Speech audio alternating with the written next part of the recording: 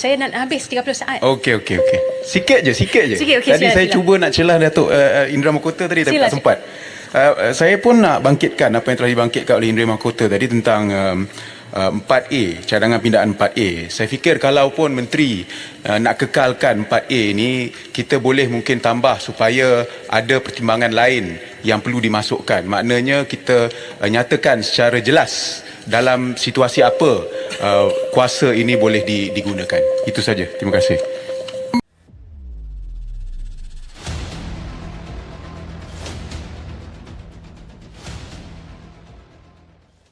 Jadi Seksyen 15A bahagian 3 telah memberi penjelasan bahawa Majlis Perwakilan Pelajar ataupun Badan Pelajar diberi autonomi untuk membuat pungutan dan juga menerima wang ataupun sumbangan lain daripada mana-mana individu dan kumpulan.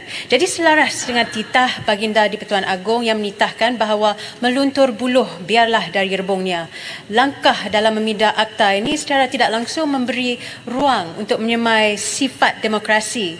Penyemaian sifat demokrasi selaras juga dengan prinsip pembentukan negara Malaysia yang berasaskan demokrasi berparlimen. Jadi, kesannya golongan ini lebih cakna dengan proses dan juga perkembangan demokrasi negara. Jadi, pindaan di dalam akta ini juga membawa kebaikan yang tersendiri. Antaranya adalah dari segi penjanaan keuangan bagi mana-mana badan pelajar.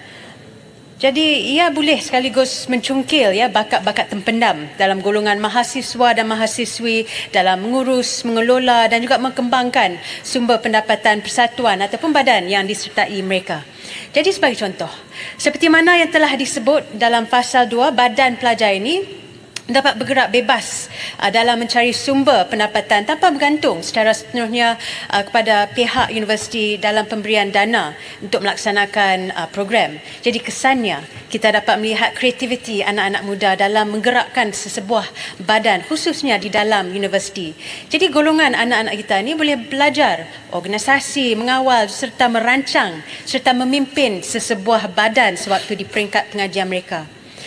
Kesannya, bak kata pepatah Melayu, sambil menyelam, minum air, di mana kita boleh menggalakkan mahasiswa-mahasiswi bersifat kreatif dan berfikir di luar kotak dalam menjana keuangan bagi menggerakkan persatuan mereka secara melatih supaya mereka dapat berkomunikasi dengan lebih efektif. Jadi secara langsung ataupun secara tidak langsung golongan ini mampu bersifat berdikari dan juga mempunyai pemikiran yang kritis serta kreatif, malah dapat berkomunikasi dengan efektif untuk menyampaikan maklumat. Tapi namun begitu, Bukit Bendera dapat mengenal pasti beberapa kesan negatif yang mampu berlaku di masa hadapan sekiranya kita tidak berusaha untuk membaiki akta ini untuk menjadikannya lebih inklusif dan kondusif. Jadi kelemahan pada pindaan ini adalah di mana-mana badan pelajar tidak mempunyai garis panduan ataupun peraturan yang jelas dan selari tentang pungutan dan juga penerimaan wang ataupun sumbangan bagi mana-mana badan pelajar di setiap universiti. Jadi walau begitu, saya berasa bahawa ketiadaan peraturan asas ataupun panduan utama yang jelas mampu juga membuka ruang kepada anasir-anasir negatif seperti salah guna kuasa, penggunaan wang, penyelewengan dan sebagainya.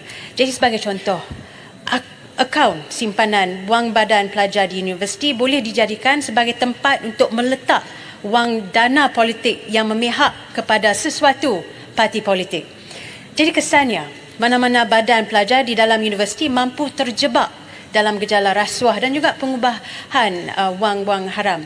Secara tidak langsung, sifat negatif rasuah dan salah guna kuasa ini didapat, orang kata didoktrin sejak dari bangku pengajian. Seterusnya, antara kelemahan lain yang mampu dilihat dan juga menjadi satu kerisauan adalah akaun simpanan wang badan pelajar ini mampu menjadi tempat sementara bagi wang-wang rasuah dan sebagainya. Jadi perkara-perkara ini sepatutnya diteliti semula.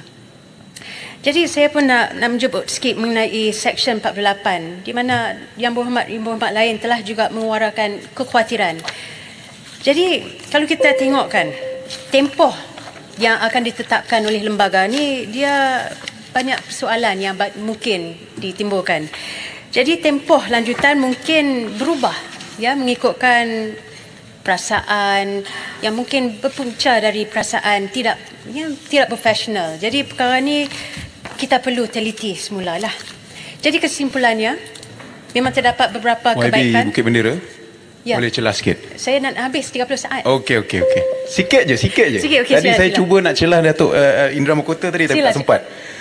Saya pun nak bangkitkan apa yang telah dibangkitkan oleh Indra Mahkota tadi tentang 4A, cadangan pindaan 4A. Saya fikir kalau pun menteri nak kekalkan 4A ni, kita boleh mungkin tambah supaya ada pertimbangan lain yang perlu dimasukkan. Maknanya kita nyatakan secara jelas dalam situasi apa kuasa ini boleh digunakan. Itu saja. Terima kasih.